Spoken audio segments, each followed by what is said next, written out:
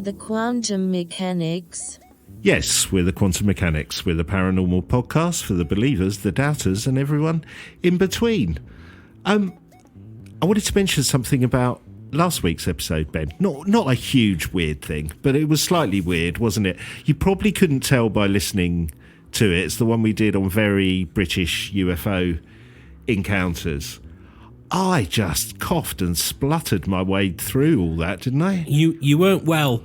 And then you communicated a bit of it to me. We were both coughing and spluttering, but you were much worse. It was terrible. So I don't think you can hear it when you listen back, because we managed to just edit all the coughing and spluttering out and re-record when I was struggling. But I really struggled to get through last week's episode. And I was thinking back on it, and when I listened back when I was editing, the really weird bit about it, and I'm not saying this is paranormal, but it was strange that there was a couple of times in the episodes when it was really bad, when one, I'd mentioned this guy who'd been involved in this UFO incident, and he woke up and he couldn't speak. He'd lost his voice. I noticed that's when I started coughing and spluttering when we were recording. And then the second bit, we were talking about the Aetherius Society and Dr. King and how he channeled alien entities through his speech and his larynx. And again, every time I mention that, that's when I lost my voice. That is true. Now, that could be some kind of weird psychological thing, or something slightly weirder. But I thought I'd mention it because we didn't mention it on the podcast, but it was a struggle last week, wasn't it? It was. And then your lights broke. That's true. The lights broke, flickering on. Yeah. It's funny, though, when we have all those things, I almost think, no, it can't be paranormal. But, you then kind of go, it's a little strange. Did you put a new bulb in and it was fine? No, I haven't done anything to it. Oh. The next day it was absolutely fine. Oh, that is a bit curious. That is weird. We'll have a stakeout in here one day, but if we find it's haunted, you'll have to leave. Yeah, exactly. Anyway, I thought I'd share that. But yes, I'd like to thank Ben for it was a bit of a struggle. Every time I got 2 sentences in, I'd have a cough and a splutter, and we'd have to redo it. Well, we've taken it in turns. I coughed and spluttered my way through COVID. That's true. I'm still not out the back of COVID. It's still sitting on my chest, but yeah, it's better. Still sticking on your chest like a succubus. Like a an incubus. I always get the no. A succubus is the girl one. Yeah. I don't really want it to be a succubus. Can it not just be? I'd rather a hag than a succubus. Okay. Sitting on your chest like an old hag. Sitting on my chest like an old hag. Well, look, talking of rooms, and we are sort of in your room, I want to take you back to the late 80s and the mid-90s, I suppose, in my room. It's all right. There's a reason for this. Okay. And I hope this involves Rubik's Cubes and nothing else. No. It involves a wonderful shortwave listening radio that I had set up. Yes. An old Sony one, and I was proper geek because my dad was a radio person as well, and he set up this aerial for me, and I could listen to radio stations from all around the world. I didn't just have to put up with the local pop stations or Atlantic 252. So you were more, so it wasn't just Radio Caroline and the pirate stations, you went much further afield. Yeah, this is total geek. Radio Caroline by that time was on the Astra satellite, but that will bore so many people. Don't go away, I'm not going to talk about that. Yeah. But what I discovered was Art Bell and Coast to Coast AM. Yeah. And I suddenly realised, well, not suddenly, I just had a stroke of thought in the shower the other day, and I thought, I really must go back to some of those Art Bell interviews because they are wonderful and just for my own edification. And then I came across one which I'd listened to in the sort of mid-90s, and I realised I hadn't heard any more about the case, so I followed it up. Oh, brilliant. So this week we're talking about Mad Mike Marcum. I love that. It sounds like one of those male stripper movies. It does, yeah. What's the other one? That's the Magic Mike, isn't it? Magic Mike. Yeah, no, this is Madman Marcum. It's not Magic Mad Mike Marcum. No, and it was Art Bell that gave him the name of Madman Marcum. Can I just say before you plough on, Art Bell, respect. Oh, he's a legend. Art Bell and the Midnight in the Desert one as well. That used to, when he comes in with that gravelly voice that I'd love to be able to emulate but never could or can. From the high desert and the great American Southwest, I bid you good evening, good morning, good afternoon, whatever the case may be, wherever you are, welcome to Midnight in the Desert. And he says, it's midnight in the desert. And there I am in a small village in Oxfordshire going, all right, yep, it's whatever time it is in the small village in Oxfordshire. But it sounded, amazing. I just wanted to be there. It's funny, it's a bit like that Hollywood glamour we were talking about last week of when we UFO encounters and the difference between New Mexico and Cirencester. Yeah, that's true. Yeah. Cirencester back in with another mention. Yeah. We haven't had anybody from Cirencester contact us. If you are listening and you are from Cirencester, let us know. Yeah. Bring us a coffee. Oh, yeah, from the lovely coffee machine. Anyway, sorry, I digressed. In 1995, Mad Mike Marcum did his first phone interview with Art Bell. And the reason being is because he had just come out of jail, and you're going to find out why. And the story is remarkable. And the follow-up is kind of like, So in 1995, he set out to build a Jacob's Ladder. Do you know what a Jacob's Ladder is? I'd forgotten. No, I've forgotten as well. I remember seeing the movie with Tim Robbins. Oh, yeah, it's not like that. No, that was a very harrowing thing. It's not that. It's not that. It's two pieces of wire that sit in a sort of V shape, I should say, aside from each other, and sparks jump across them. Okay. And you get an arc, and the arc rises up the Jacob's Ladder. So it starts off short and goes long. If you see what does that make sense? Yeah, it does. So I obviously didn't know what a Jacob's Ladder is because I've never heard that before. So that's interesting. And the reason it does that is because the heat from the plasma in the electricity causes the air to causes everything, causes it to rise. Basically, I'm not a scientist, you can tell, but that's why it goes up. It causes a scientific-y reaction. It causes a scientific-y reaction. It sounds like those kind of experiments that they would do in school, just and everyone would go, ooh. Yeah, that's right. Yeah. So like when they put the what do you call that device which makes your hair stand on end? Yeah. You put your hands on it. That's it. Yes. It's like as good as it's like that. Yeah. And he had decided that to make his Jacob's Ladder work better, he used a modified CD laser. So obviously, say lasers are inside CD machines. Yeah. It lowers the what's it saying in my notes? It lowers the resistance of the air. So basically, it makes it easier for the spark to go higher. Okay, right. The arc. Yeah. The spark arc. The spark arc.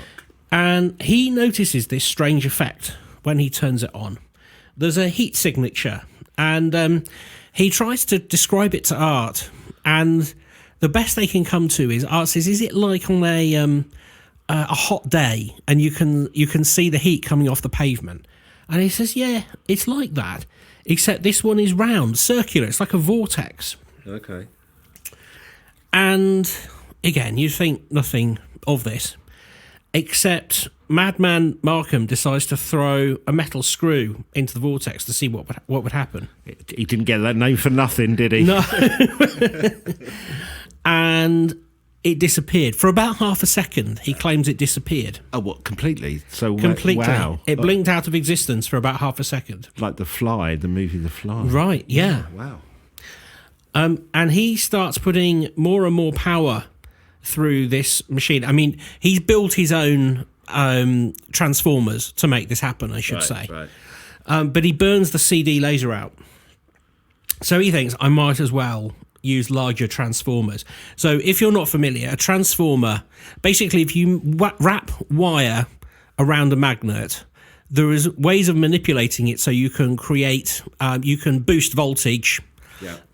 And then you can fiddle around with the maths of electricity and get yourself more than, you can get more voltage than you started with if you lose some amps. Things like that. Again, I'm getting too technical for you. I know, it's funny, I've just had one of those little weird music jots.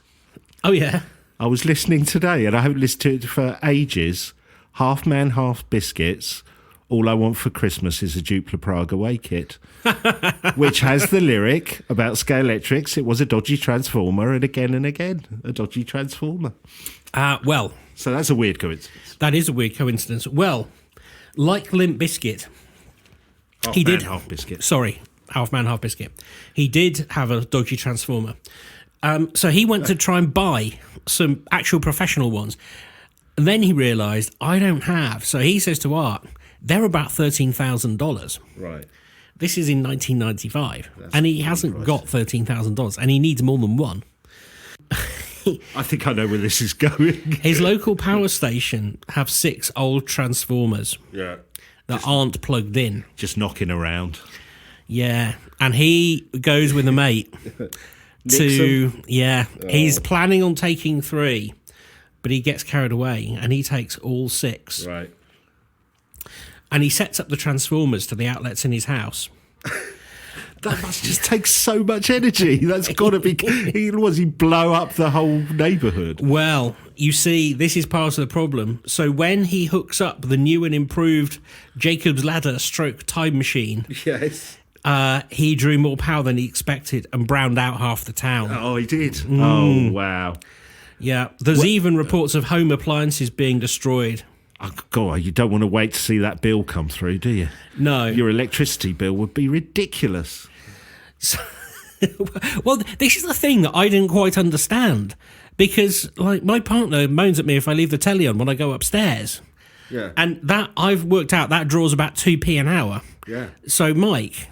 Yeah. With his 6 transformers. Wow. So, I think this is genius.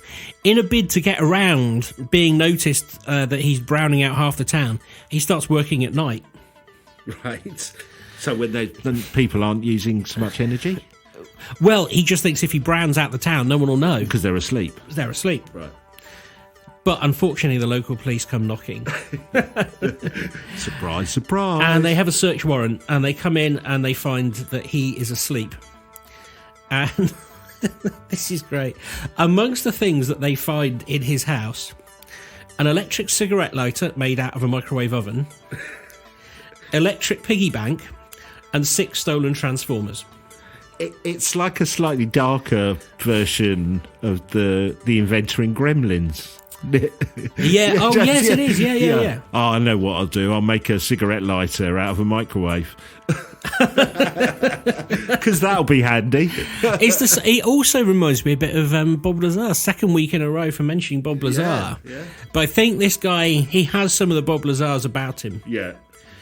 A touch of the Lazars. He has a touch of the Lazars. He goes to jail for 60 days, basically for... stealing the Transformers. I mean, that could have been worse. Oh, it could have been a lot worse. I assume you have to give the Transformers back as well. So he's Transformerless and he's in jail. He's Transformerless and he's in jail. By the way, the thing that... so Art asks him... So presumably they turn up because they're trying to find the man who has been browning out the town. That's what you would think, right? Yeah. No, his roommate broke away a neighbour's sliding door with a BB gun. And that's what drew the police's attention. Oh, so they weren't even after him?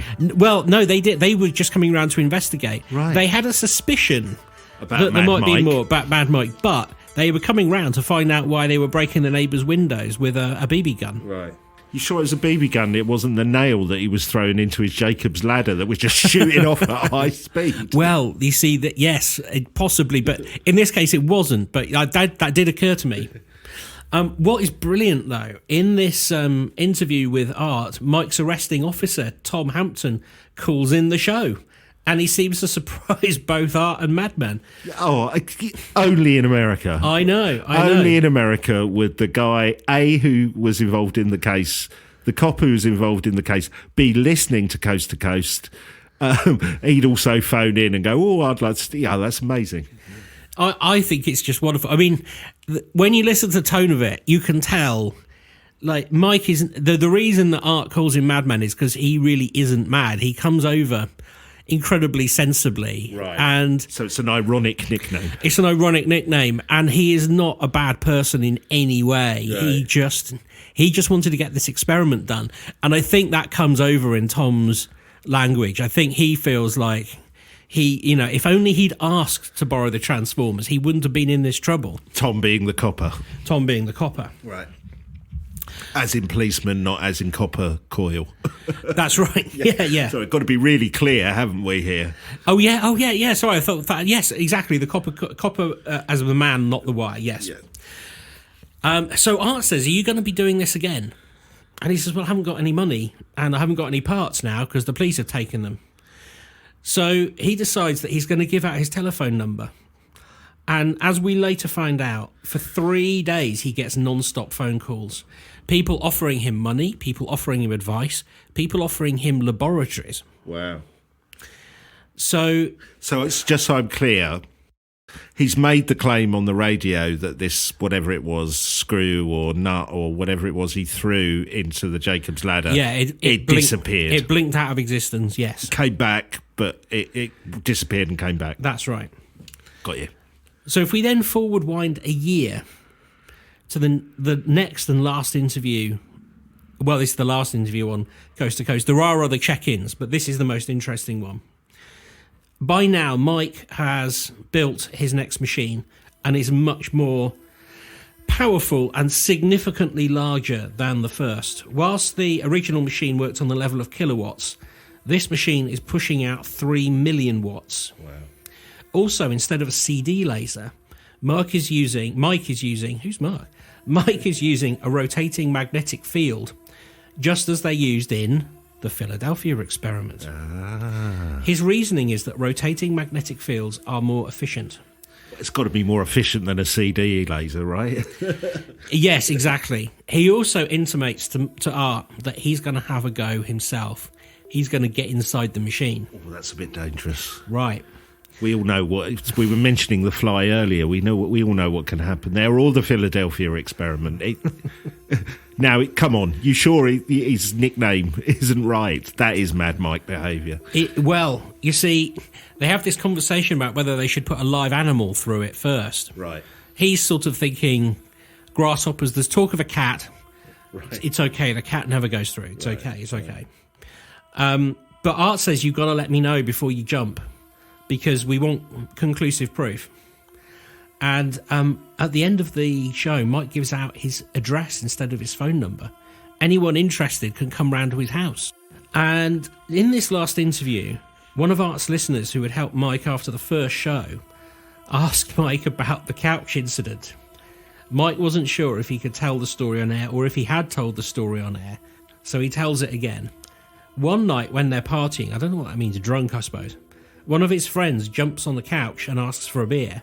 When Mike retrieves the beer, he noticed his couch was missing. He said, "Hey guys, where's my couch?" He thought they were playing a joke on him. He looked everywhere for it, even outside. The only thing he can think of is that they put it outside, but they can't get it outside because of his large transformers are blocking it. They say, no, Mike, we put it into the vortex. Wow. Yeah. So this one disappeared, didn't come back. This one disappeared and didn't come back. And this is when we suddenly start thinking, well, there's more going on here. So we've got this man in this warehouse-type facility pumping 3 million watts through this device and is disappearing couches. Wow. Mike suddenly disappears in 1997. Wow. And the legend has it that he was never heard from again. Now, we'll come to that. But it starts it's the Sun in Australia. I found an article from them. They say it is one of the biggest time travel mysteries of all time. They say, and this story is quite interesting, so I will relate it. They say shortly after he vanished, a listener on Art Bell called in to relate a story that he had found. In the 1930s, cops found a dead man on a beach in California. The man was crushed to death in a strange metal tube, and a mysterious device was found near his body that looked very much like a modern-day mobile phone. He wasn't sitting on a sofa, was he? No, he wasn't. But, you see, the Sun then says, last year, Mike appeared to resurface online and rubbished the wild claims that he had travelled to the 1930s and died. And according to these reports, his local radio station had interviewed him in 2015. He's using the username Real Madman Marcum. So he goes on Art Bell. In 96 is the last time. It's the last time. Says he's going to throw himself into the machine and try it out himself. Yes. Invites people round if they want to see it or not. He then disappears and he resurfaces in 2015. Mm-hmm. But there is this story that he basically disappeared back to the 1930s and been killed in Australia. Right. Yeah, so the reason that he comes back with the username Real Madman Marcum is to dispute those theories. Yeah. And he says, rumours are ablazing that I am dead, not well, and had time travel to 1930-something where I died on a beach in a tube. Whoever posted those pictures of a redhead is also not me. The fact remains, really, so he goes through this and just sort of points out... Does he say what did happen? Well, so I'll come on to that. Okay. But the fact remains that as we go on with this story, I want you to know there is nobody has provably heard from him since that last call to Art Bell. The only contact is through this message board, right? So he has not phoned... so obviously Art Bell isn't with us anymore. He hasn't phoned George Noory. He hasn't contacted any media. He hasn't done any of that. He's just working on these forums. Can I do a bit of kind of due diligence questioning here? So when he first appeared on Coast to Coast, is there any evidence that any of this actually happened, or could it just be Mad Mike making up a story and, Coast to Coast going, well, let's just go with it? And, I know we had the police guy came on, but that could have been someone else, right? Is there a trail of this stuff? Yeah, well, there are people who gave him money, right, that we know of, yes. There are people that gave him money. There are people that gave him resources. Yeah. When he disappeared, all of that got cleaned up. So allegedly, the story that is told, although not from his lips directly and not that I can attribute to him, is that he wakes up in a field many miles away from where he went into the vortex, some 800 miles away from where he went into the vortex. Right. And it's many years have passed, and he comes back and everything's gone. Wow. But we don't know that that's true, you see. We do know that he definitely had these facilities. We do know that he stole those devices. Right. That's what I was kind of getting at. So there's record that he stole the Transformers. Yes. There's record. Yes. There's local press all about it at the time. Right. Because he didn't really hide those original ones. They're in his porch. I mean, his porch, it's not a British porch. It's not like, it's not, there's just where you put your shoes here, and mind my enormous industrial generator. Multiple transformers, not generators. He has sort of blocked it up and boarded it up, but even so, it's still sort of outside the house. People know this guy is sort of, he's like a Doc Brown. Yeah, he really is. And also Transformers must make a noise, don't they? They do make a noise. And of course, we've got the evidence that he browned out the town. Yeah, true. Okay, cool. So he says... so we're back in 2015. He's reappeared on these message boards. He's reappeared on these message boards. And there's a number of people, like, before he starts posting, it's because this has never gone away. People are like, what happened to Madman Marcum? And I found this interesting poster who said, look, I think one of these four things happened. Either the US government abducted Madman and forced him to try and make a time machine, or they may have offered to give him everything that he needed to make one, and in the process also sequestered him from the outside world. That goes along with people who claim to have made a water-powered car. That sort of idea. And my problem with that, in terms of the story as you told it, is it doesn't feel like he had some secret technology that nobody understood. He was just experimenting with normal stuff, right? So it must be, if it works, it must be able for somebody to replicate that without kind of going through all that fuss of kidnapping him and forcing him to do it. Do you know what I mean? Well, there's a lot of people who basically are saying, this is simple stuff. I mean, this is sort of stuff that Tesla was doing. How come you were the only one to have experienced time travel? Yeah. And then there are other people going, well, how do you know he's the only one? So that sort of causes a furore. But so that's number one theory. Number two, he actually discovered how to time travel. I went somewhere in time and is unable to return to the present. So that is like the Doc Brown kind of thing. Which I guess the fact that he reappears in 2015 would play into that narrative, wouldn't it? Yeah. He discovered how to time travel and died while travelling. He doesn't... Right. And this 2015 incarnation is just somebody pretending to be him. Yes. Somebody replies to that, well, maybe he just vaporised himself, which is, it's possible.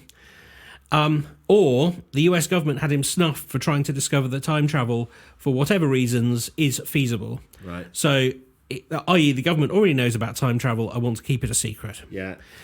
But when he comes back, he does keep posting. And I found that his last post from June 2023, from the real Madman Marcum, he only sort of now replies in very, very, very short sentences. And he says, I'm working on DL and ML stuff now, cheaper, and is apparently based in Hawaii. So that means deep and machine learning is what he's talking about. Right. So he's given up the idea. But none of this really rings true for who he was. Like, he's not contacting anybody that who gave him any of the money in the first place. These people gave him... he's not. Well, no, but they gave him tens of thousands. Right. And if he really did travel in time and space, then like those people are owed some money because he's invented something here. I'll go with the skeptic conspiracy.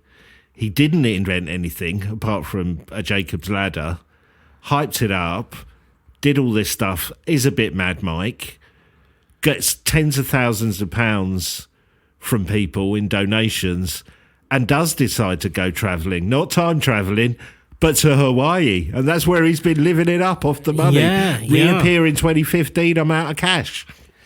Yeah. Well, this appears to be the case. I mean, one of the stories about him surviving a time travel incident is that to get back to his original base where he's got all his stuff, many years, a few years after he's sort of left, if you see what I mean. Yeah. He because he's got nothing, he decides to get a job and work his way back, so he gets enough money for a ticket back to where he came from. But you see, that doesn't add up either, because surely if you travel 800 miles and let's say 5 years ahead of time, you can walk into a police station and say, look, something really strange has happened to me. Yeah. Can you help me trace my friend, my investor, my brother-in-law, anybody? None of that happens. A bit like there was, that story of the guy who just appeared on the beach, the pianist one. It's like that, isn't it? Yeah, exactly. Okay. And to this date, he has really offered no... so I should say this forum, they do keep... Well, they did at the start say, can you please offer us some proof that you are who you say you are? Yeah. And he sort of ignores those bits. And so what we've got is like a mini tribe of people who are like, this is the real Madman, or no, it isn't. Also, the other bit that I think is a bit dubious about it is that quote you said. I know it wasn't quite like this, but I'm not doing the time travel thing anymore. I'm doing aromatherapy. You know what I mean? It's like, well, hold on, you've managed to tackle time travel. You're just going to give up on that, are you? Well, that seems so unlikely, doesn't it? That I've gone to live in a bus in Hawaii. Now, I can understand if you invent time travel, it might make you a little bit mad. Yeah. But at the same time, you could be richer than Elon Musk if you really have done it. Yeah. And if you have done it and you can provide proof, that's probably, if you were so minded, if you went knocking on Elon Musk's door, you'd have X time travel before you could shake a stick. Yeah. Before you could shake a sofa. Yes, or a cat at the sofa. Yeah. But There is something strangely foreboding about this interview with Art, because Art says every time traveller I have ever spoken to eventually disappears. Right. And who else do you reckon Art might be referencing here? John Titor. John Titor, yes. Yes. Yes. And there's some really interesting parallels between the two cases. So, if you don't know who John Titor is, he claimed to be an American soldier from the year 2036. Basically, this bit I'm about to tell you, you can find on Wikipedia. There's no strange, there's no magic in this exercise. He claimed to be a soldier from 2036, based in Tampa, Florida. He said he was assigned to a governmental time travel project and that he was part of the project, and he was sent back to 1975 to retrieve an IBM 5100 computer which was needed to debug various legacy computer programs that existed in 2036. And he posted online between November the 2nd, 2000 and March 24th, 2001. Because then he dropped off in 2000 and 2001 because he was having a little break before he went back. Isn't that right? There was something like that. He decided to kind of switch his timeline for a bit. He did decide to switch his timeline, but the last timeline in our world line, the last post is March 24th, 2001. Yeah. But yeah, you're right. And he predicts loads of things like an American Civil War. He predicts a nuclear Armageddon in 2015. Yeah.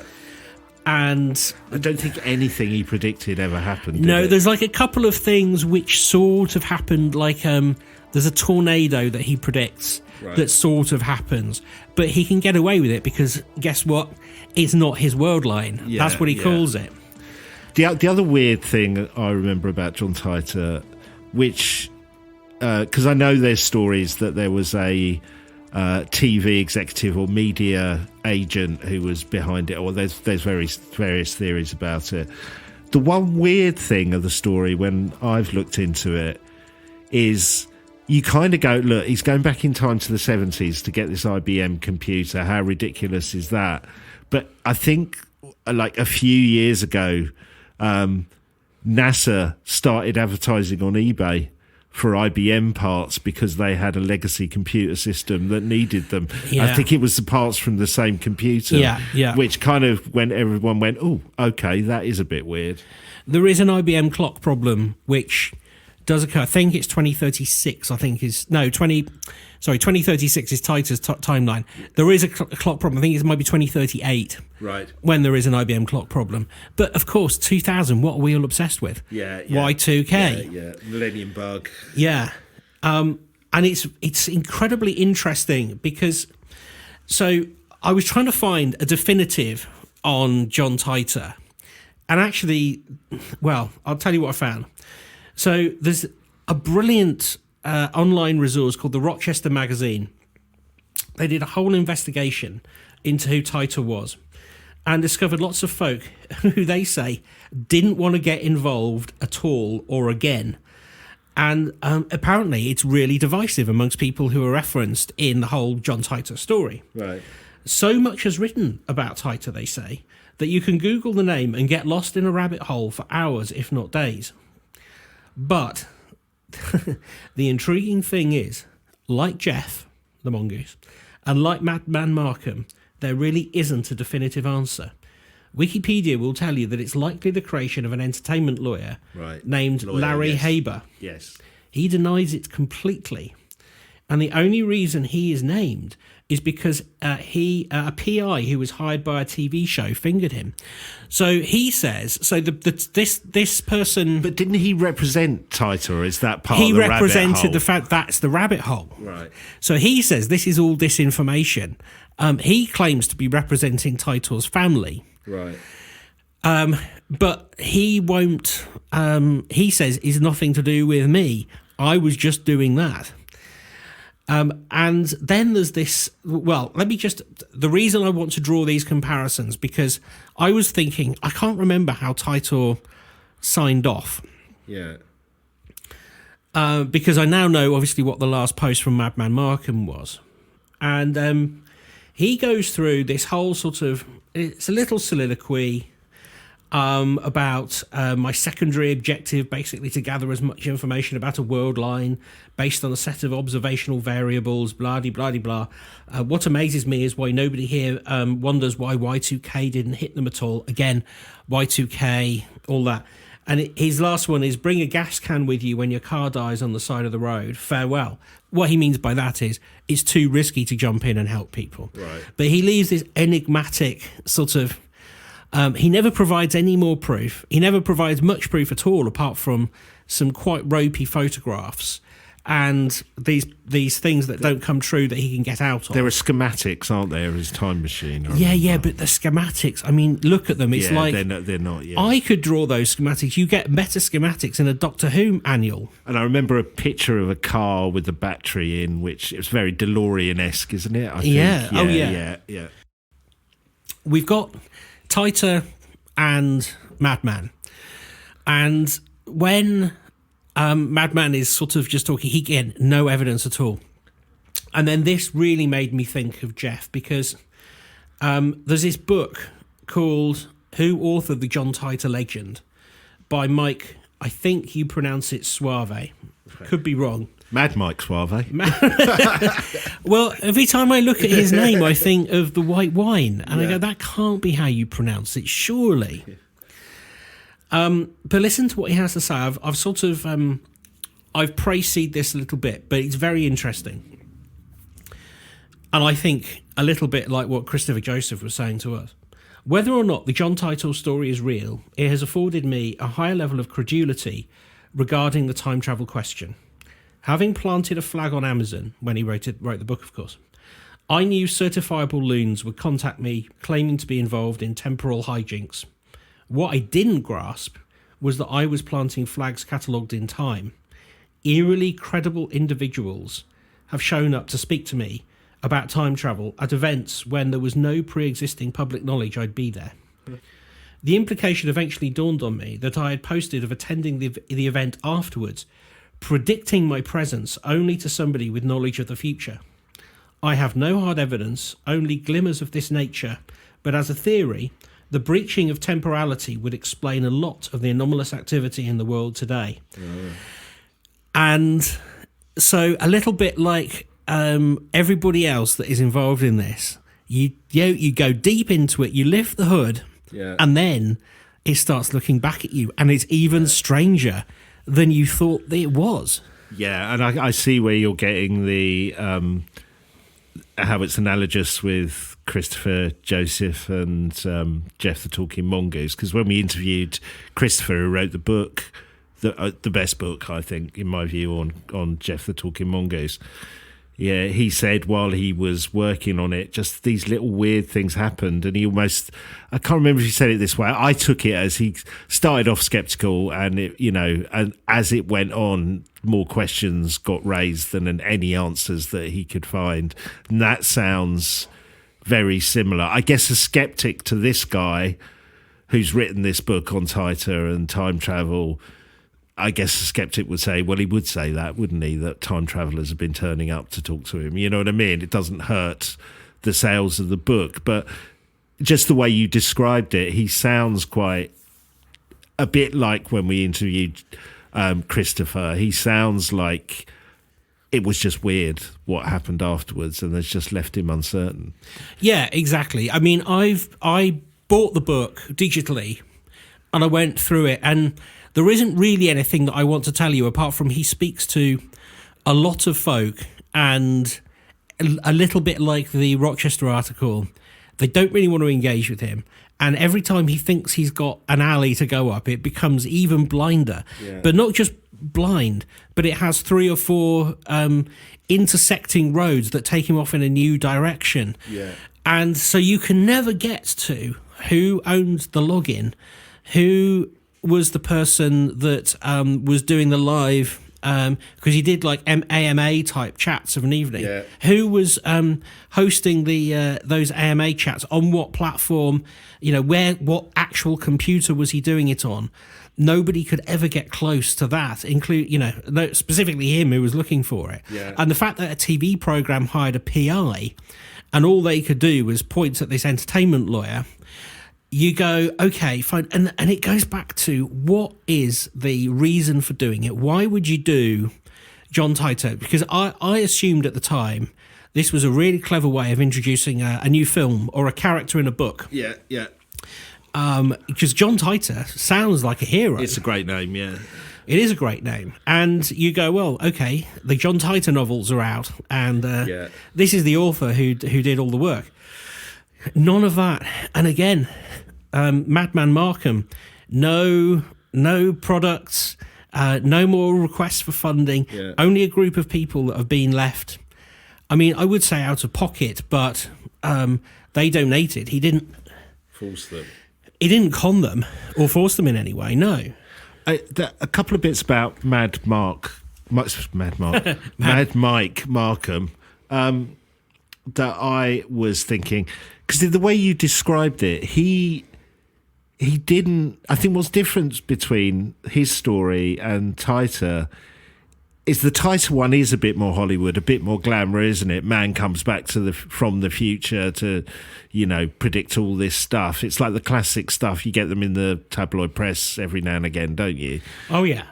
Whereas Mad Mike is more set in the present, if you think of it in a kind of... Oh, it is, yes. And also, from what you said, there's an implication of time travel, but it didn't seem like Mad Mike was necessarily saying it was time travel. He just knew these things disappeared, right? And sometimes reappeared. Well, the first time he mentions time travel is to the arresting cops. Right.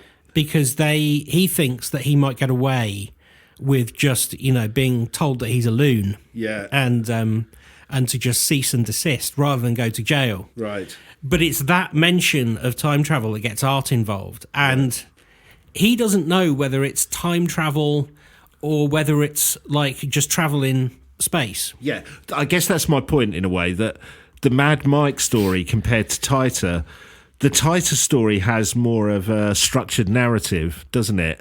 The Mad Mike one is a bit all over the place. Is he claiming time travel?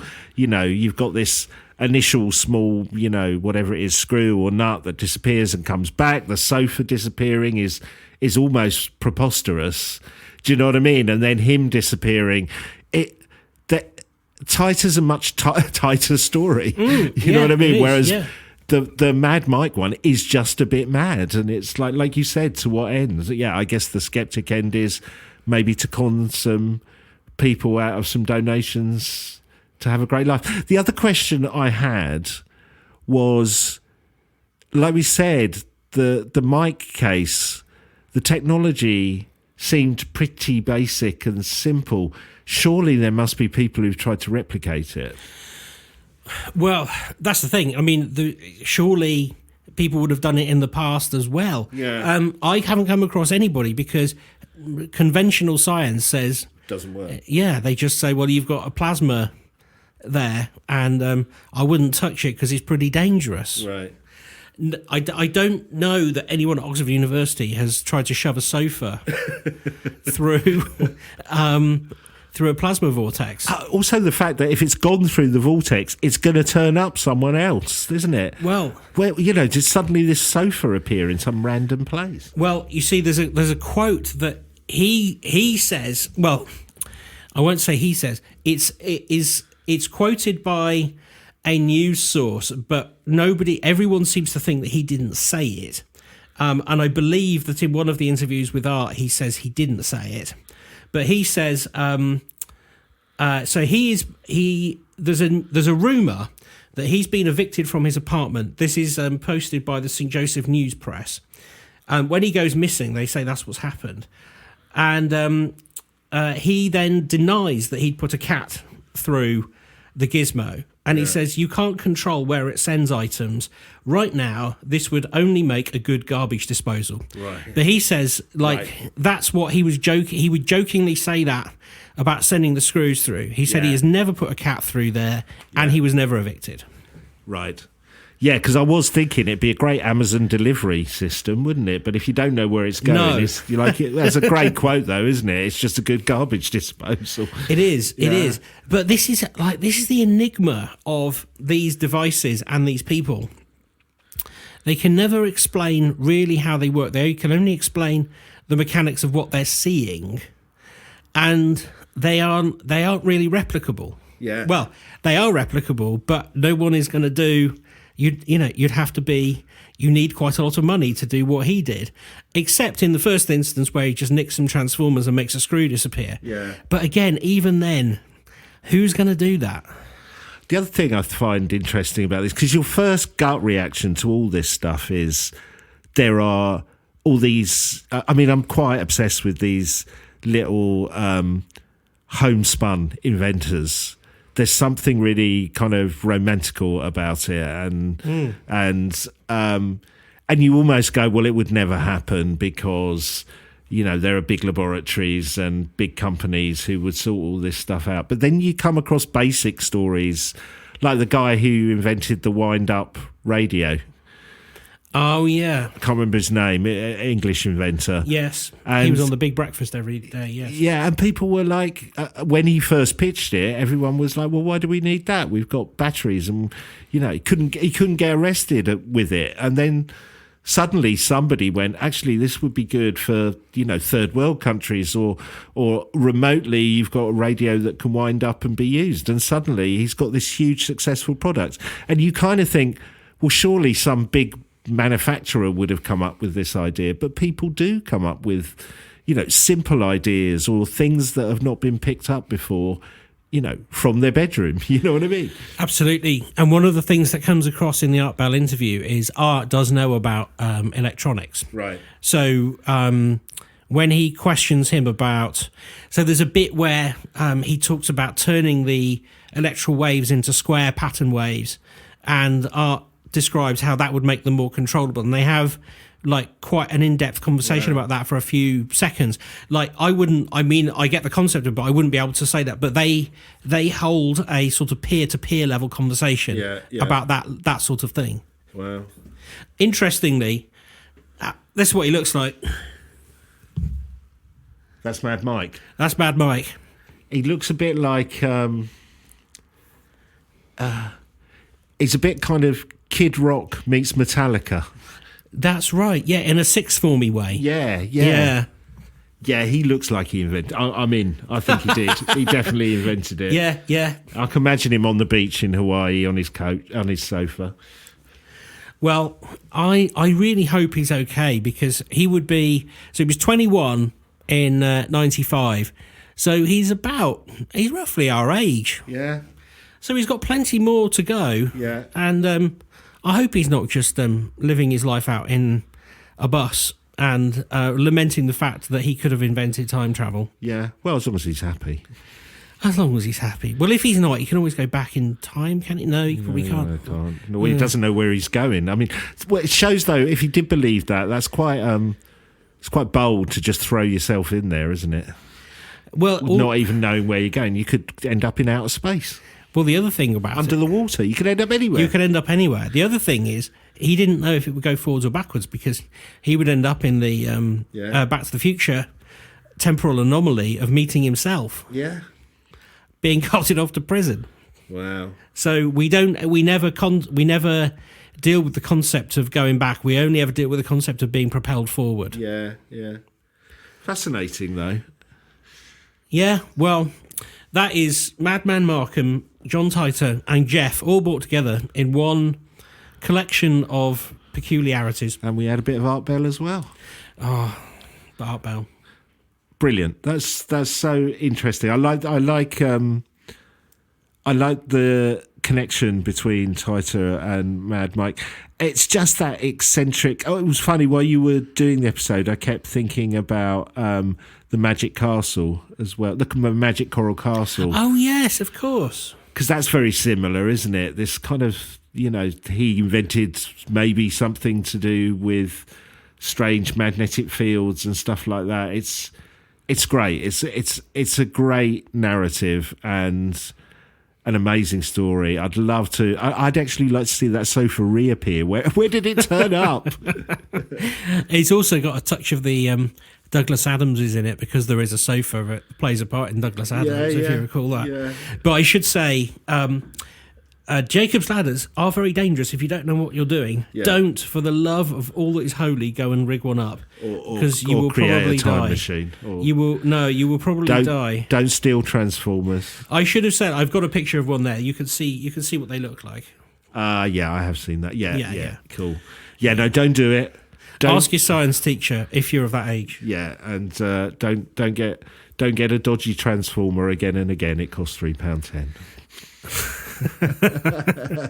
I had to resist the urge to mention Optimus Prime, but I won't do that. Resist. No. Oh, yeah. Okay. Well, that was brilliant, Ben. Thank you. That was really fascinating. Well, if anyone knows more about that story, let us know. Or if you'd come across that story before or got any theories, we'd love to hear about it. And if you are Mike Madman Marcum, It's easy for you to say. come and tell us. Yeah, let us know. Brilliant. Well, we'd like to thank everyone for listening to the podcast and supporting us. If you got the time and you like what we do, subscribe, leave us a review, really helps. If you really like what we do, visit us at Patreon, so that's patreon.com/TQMpod, and become a junior mechanic and get the podcast early without ads and various other news and bits and pieces that we do on there. Any way that you can support us, we really help. We love that. Thank you. Cool. And we'll be back next week with, well, hopefully we'll time travel back to the future next week or the week after in the past for more quantum mechanics weirdness. Hello?